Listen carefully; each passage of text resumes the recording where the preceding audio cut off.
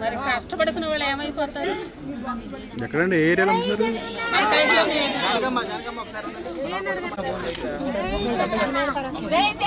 జగనన్న నాయకత్వం నిషేధించాలి నిషేధించాలి. ఇదేమి రాజ్యం ఇదేమి రాజ్యం దొంగల రాజ్యం దోపిడీ రాజ్యం ఇదేమి రాజ్యం ఇదేమి రాజ్యం నిషేధించాలి. వెనకటి కెమెరా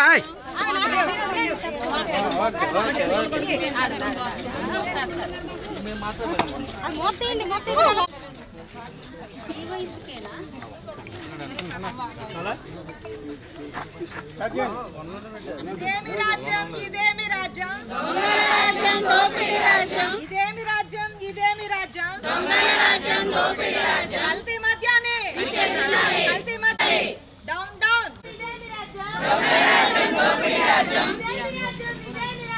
దొంగల రాజ్యం దోపిడీ రాజ్యం దొంగల రాజ్యం down down CM down down CM down down CM down down సరిగ్గా పట్టు.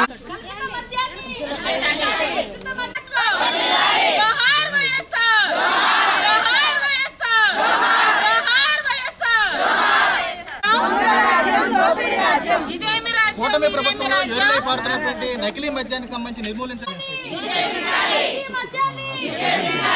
CM down down CM down down ఇదేమి రాజ్యం ఇదేమి రాజ్యం జగన్మోహన్ రెడ్డి గారు పెట్టిన టెంట్ కల్తీ మద్యాన్ని నిషేధించాలి. జై జగన్ అంటే అవరేమన్నా అయిందరా అన్ని షాపుల్లో కూడా అమ్ముతున్నారు. ఇదేమి రాజ్యం ఇదేమి రాజ్యం దొంగల రాజ్యం దోపిడీ రాజ్యం జై జగన్ రాజ్యం దోపిడీ రాజ్యం ఇదేమి రాజ్యం ఇదేమి రాజ్యం దొంగల జగనన్న నాయకత్వం వర్ధిల్లాలి జగనన్న నాయకత్వం వర్ధిల్లాలి. బంద్ చేస్తే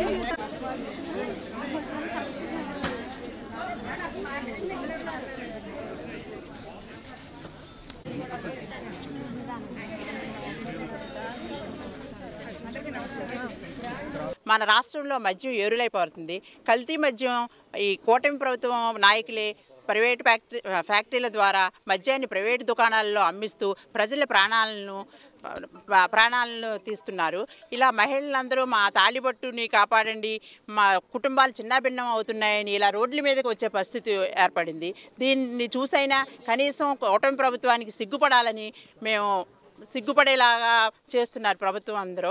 కనీసం ఈ కల్తీ మద్యాన్ని అరికట్టాలని చెప్పి ప్లస్ ప్రజలందరికీ విద్య వైద్యం చాలా ఇంపార్టెంట్, అటువంటి కల్పించాలని చంద్రబాబు నాయుడు గారిని కోరుతున్నాము. ప్రైవేట్ విద్యా వైద్యం కోసమని జగన్మోహన్ రెడ్డి గారు 17 మెడికల్ కాలేజీలు తెస్తే వాటిని ప్రైవేటీకరణ చేయడానికి కూడా వీళ్ళు సిద్ధమయ్యారు. వాటిని ప్రైవేటీకరణ చేయకుండా గవర్నమెంట్లే వాటిని కాపాడి మెరుగైన విద్యని వైద్యాన్ని ప్రజలందరికీ అందించాలని, ఈ కల్తీ మద్యంని ఎవరు తయారు చేస్తున్నారో వారి మీద వారిని అరెస్ట్ చేసి కఠినమైన చర్యలు తీసుకోవాలని, కల్తీ మద్యం అరికట్టాలని మేము వైఎస్ఆర్సీపీ మహిళలు అందరి తరపున మేము డిమాండ్ చేస్తున్నాము.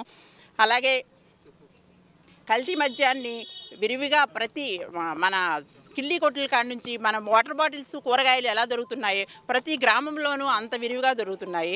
అలాగే నిన్న ఏలూరులో కూడా ఒక సంఘటన జరిగింది.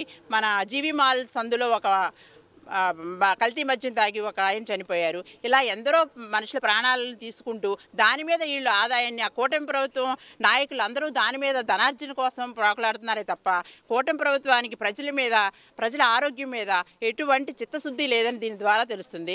10 సంవత్సరంన్నర గడిచినా కూడా ఇప్పటికీ కూడా ఎంత వ్యతిరేకత ఉన్నా కూడా వాళ్ళు ఇంకా కళ్ళు తెరవని పరిస్థితిలో ఉన్నారు.